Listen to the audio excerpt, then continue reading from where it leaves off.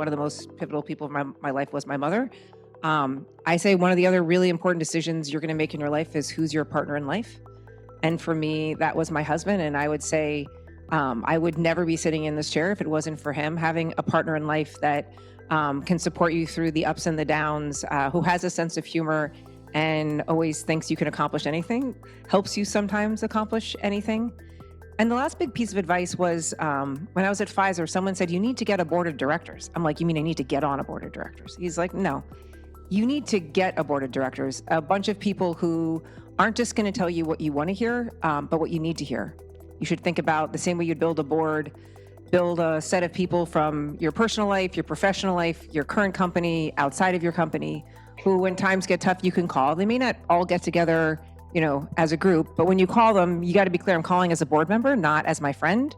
So I need you to tell me what I really need to hear in this moment. And I would say throughout many pivotal career moments in my life, being able to call on them and often hear what I did not want to hear, but what I probably needed to hear were pivotal for me.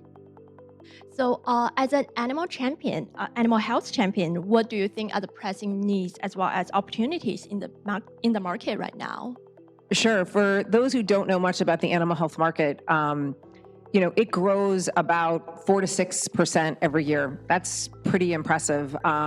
The compound annual growth rate of Zoetis over the last 10 plus years has been about 8%. So we grow significantly above that. The real challenge and opportunity is the humanization of pets.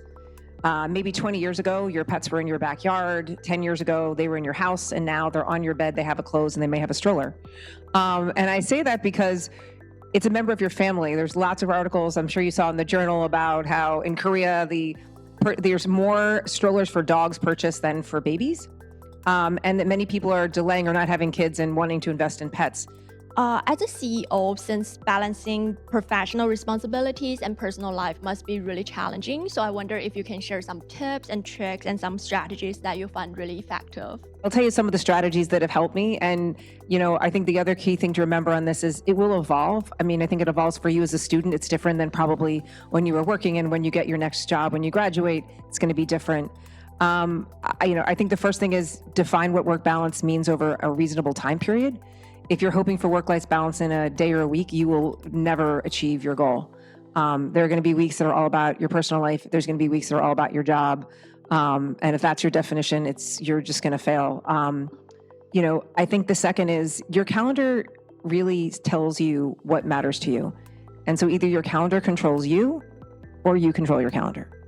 Whatever it is that feeds you, it needs to be on your calendar, and it needs to be as important as every meeting that's on your calendar. So I would just say, do that. I would say the other great piece of advice that my husband, who also is a CBS grad, gave me is, oftentimes work-life balance has to do with if I can handle this, if this is possible. And my husband, I was going through a really difficult new promotion that I was debating whether I could handle. And I came home like, I'm just not sure if I can do this. And he said, I think you're asking the wrong question. The question you should have asked is, how could I do this? And when you simply change if to how, you're like, well, maybe if he helped me with this, and maybe if my manager let me do that, and you start realizing what it would take. And I often find when someone asks for your help, you are dying to give it, but we rarely ask for the help. And so if you change it from if to how, and you decide that you don't actually have to do it alone, that maybe there is a set of family members and coworkers who can support you in the things that matter, you can find that you can take on a little bit more that you think you can, because you don't have to do it all yourself.